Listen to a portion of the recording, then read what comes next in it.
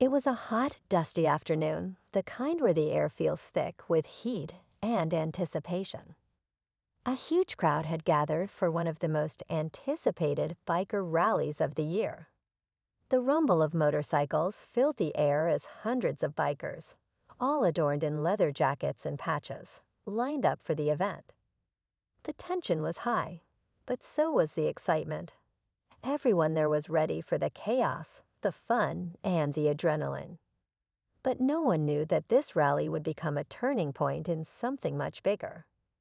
The rally had always been a place where people from all walks of life came together, united by their love for the open road. But like any gathering, there was always an underlying current of division. And that day, it seemed stronger than ever. You could feel it in the air. The bikers were divided, some by their clubs, others by their race, and yet more by their own personal histories.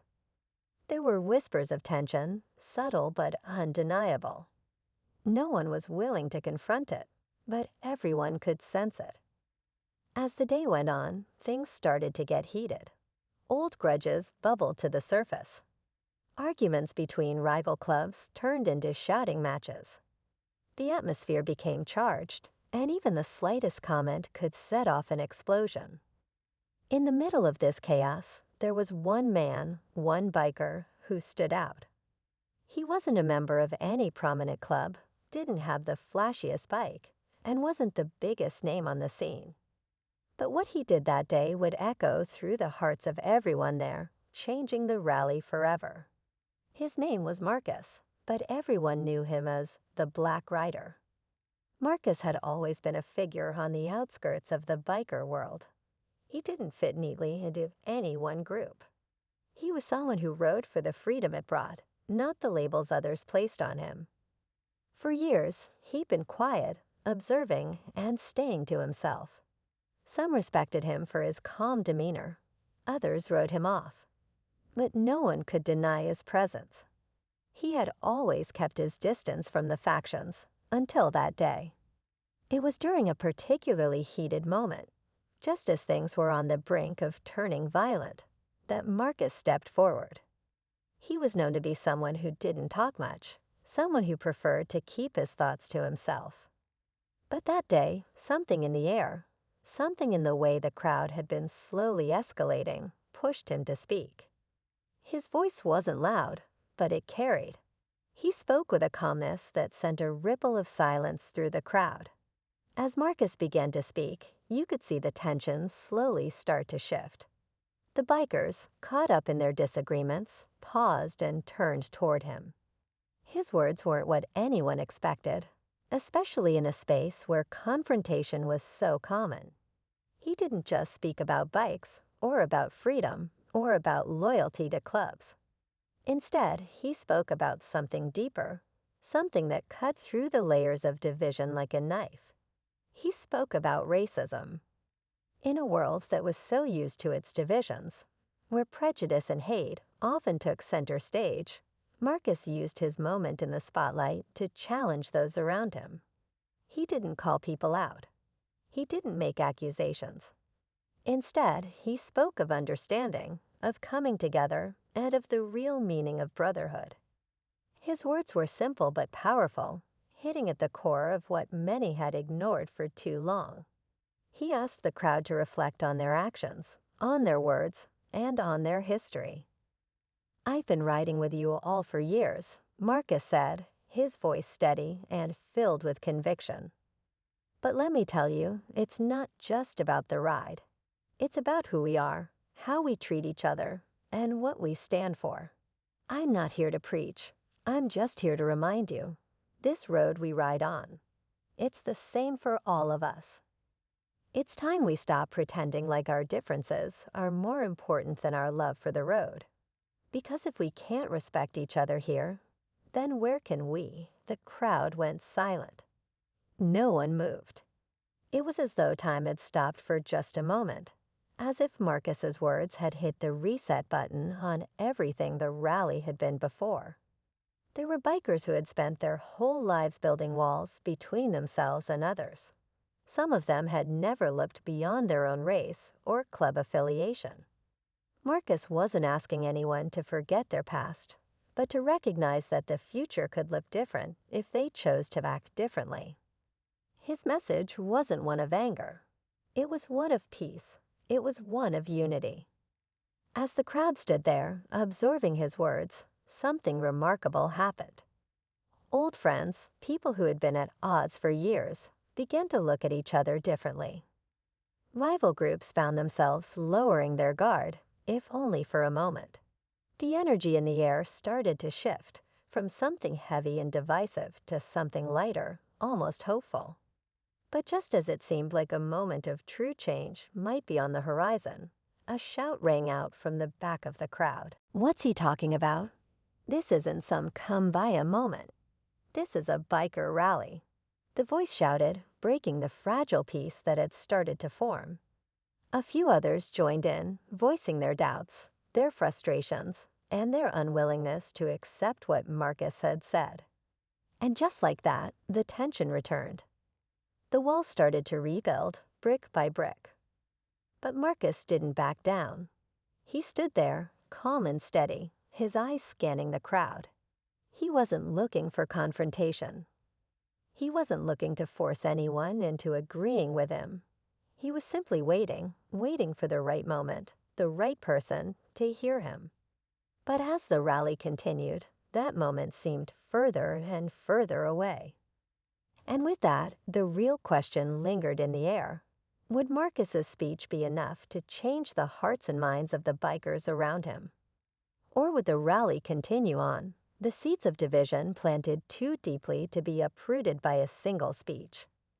The tension was thick, and as the rally carried on into the evening, it became clear that the fight for unity was far from over. The real story was only just beginning. What happened next? Well, that's a story for another time. As the sun began to set, the rally continued, but the mood was different now.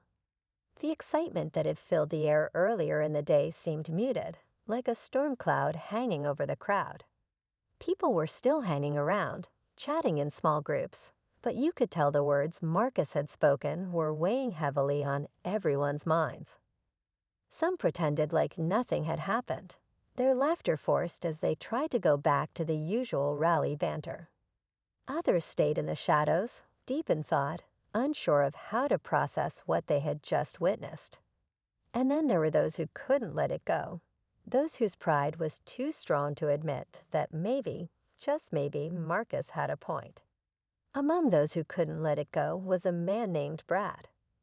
Brad was the president of one of the more prominent biker clubs at the rally, and his reputation was built on being tough, no nonsense, and a man who didn't take kindly to being challenged.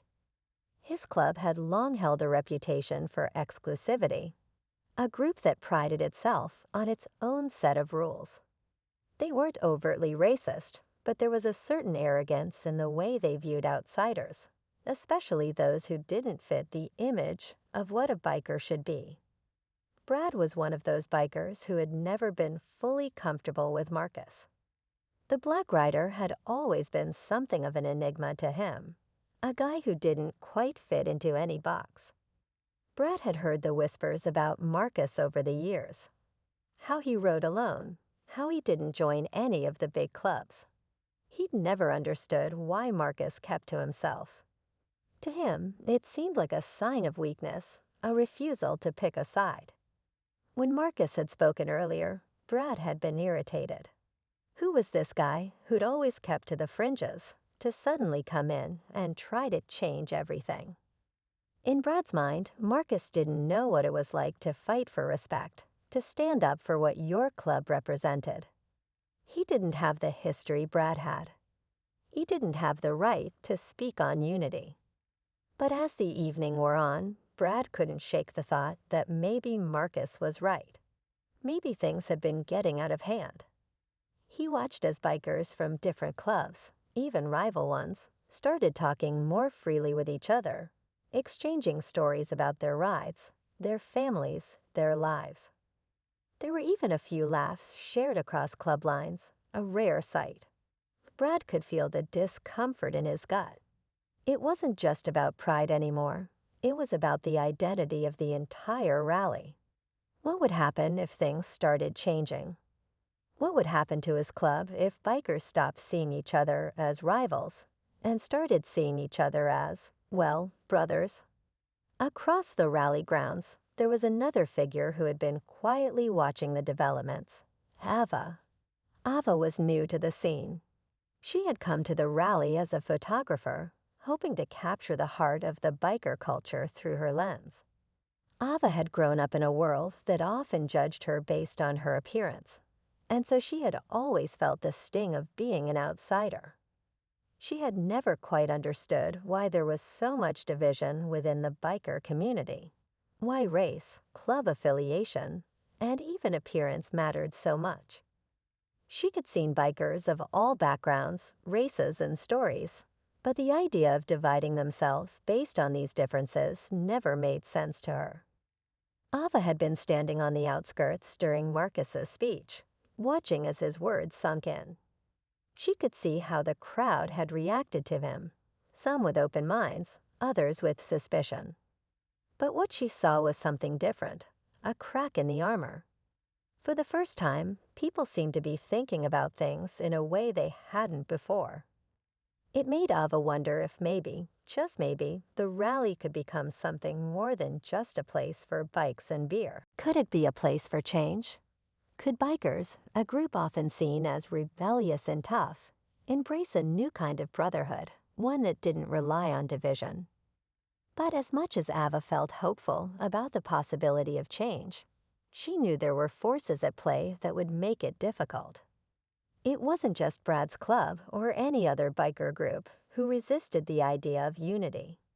There were older bikers, seasoned veterans, who had been in the community long enough to know how dangerous it was to challenge the status quo. They saw Marcus's speech as naive, idealistic.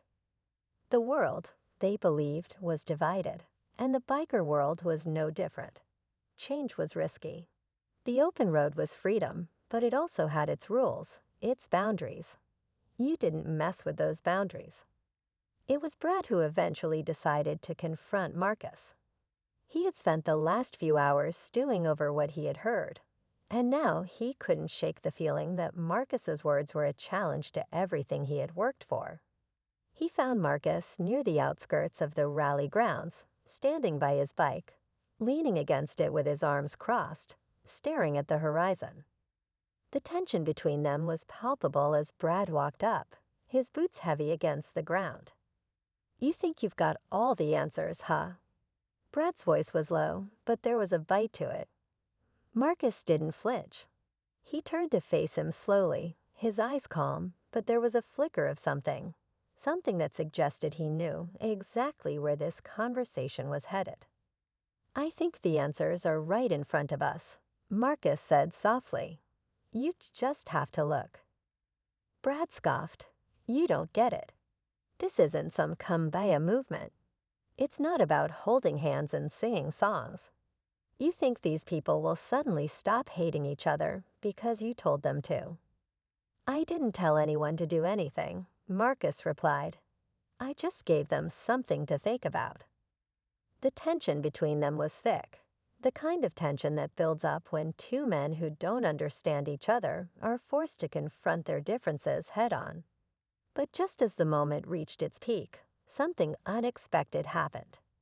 From the crowd, a voice shouted out, interrupting their confrontation. "You two are full of crap. This is just talk. Nothing's changing around here." The words echoed through the crowd, and suddenly the whole rally was watching. Brad and Marcus stood face to face, but now the tension had shifted. It wasn't just about them anymore. It was about something bigger, something that could change everything. Would the words of one man be enough to bring true change to the rally? Or would the rally's traditions of division and rivalry remain firmly in place? Would the crowd rally behind Marcus's call for unity, or would they let the voices of resistance drown out the message? The answer was coming, and it would come faster than anyone expected. The shout from the crowd hit like a wave crashing against the rocks. It wasn't just the voice of one person, it was the voice of many. The energy in the air shifted, and the rally ground seemed to hold its breath. What started as a small confrontation between Brad and Marcus had exploded into something much bigger. The crowd wasn't just divided now by clubs or race. They were divided by their beliefs, by their willingness to accept change, by their loyalty to what they had always known. Brad's face reddened, his jaw tightening as he turned to face the crowd. "You think I'm full of crap? Well, I'm not the one who came here talking about fairy tales. This is the real world, not some dreamland," he barked, his voice echoing across the grounds. His words were harsh, cutting into the fragile calm that had begun to form. Marcus didn't flinch. He simply stood there, his posture unwavering.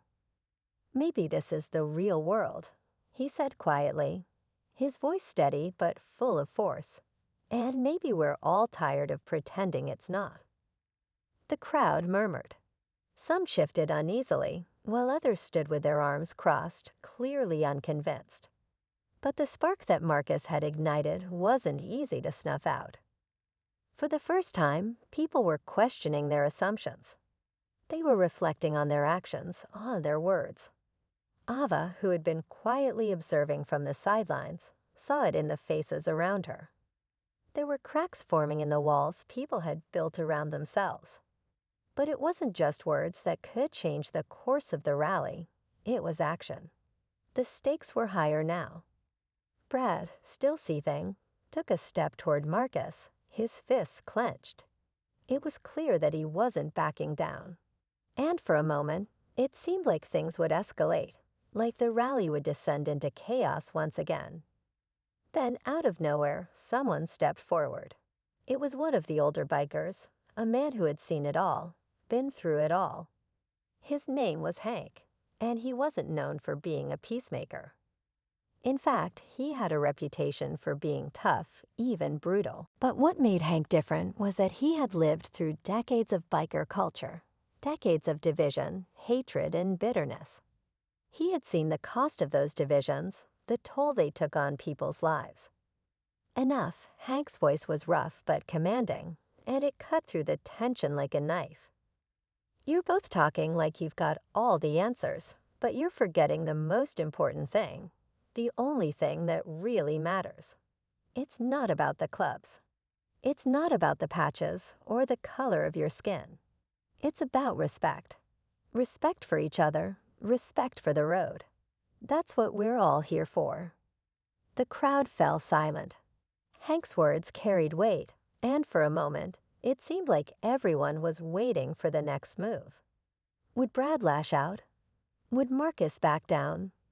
But instead, Hank did something unexpected. He walked over to Marcus, extended his hand, and said, "You're right. It's time for a change." The moment hung in the air, heavy with anticipation. Brad watched, his fists still clenched, unsure of what to do. The crowd held its breath, waiting for the outcome. Finally, after what felt like an eternity, Brad slowly stepped forward. He looked at Marcus, and for a brief moment, their eyes locked. There was no anger in Brad's gaze now, only something else, something that resembled understanding. "You're not wrong," Brad muttered, the words coming out begrudgingly. "But it's gonna take more than words to change things. It's gonna take actions. It's gonna take all of us." And in that moment, something clicked. The crowd that had been so divided, so ready to fall into old patterns, began to shift. One by one, bikers from rival clubs, from different races, from different backgrounds, walked forward. They extended their hands to one another. No one said a word. There was no need for speeches or grand gestures. It was in the small, quiet moments of connection that the change truly started to take root. Ava stood off to the side, her camera forgotten in her hands as she watched this unfold. It was surreal. Bikers who had spent years building walls between themselves were now tearing them down. They weren't just talking about unity anymore. They were living it. It wasn't perfect. It wasn't easy. But it was real. As the rally came to a close that night, the crowd that had once been filled with tension and division now felt different. There was still work to be done, still old wounds to heal. But for the first time in a long time, there was hope. The road ahead would be long, and the challenges would be many. But something had shifted. Marcus had spoken the truth, and it had resonated with people in a way no one expected. The rally wasn't just a gathering of bikers anymore. It had become a turning point, a moment of reflection, a moment of change. The bikers left that night not just as riders, but as brothers and sisters. They had seen the power of words, but more importantly, they had felt the power of action. The road ahead was uncertain, but for the first time, they were ready to face it together. As Marcus started his bike and rode off into the night, the sound of his engine roared like a victory cry, echoing in the distance. It wasn't just a biker ride anymore. It was a ride toward a new future. A future where respect, unity, and change weren't just possible. They were inevitable. And that was the most powerful ride of all.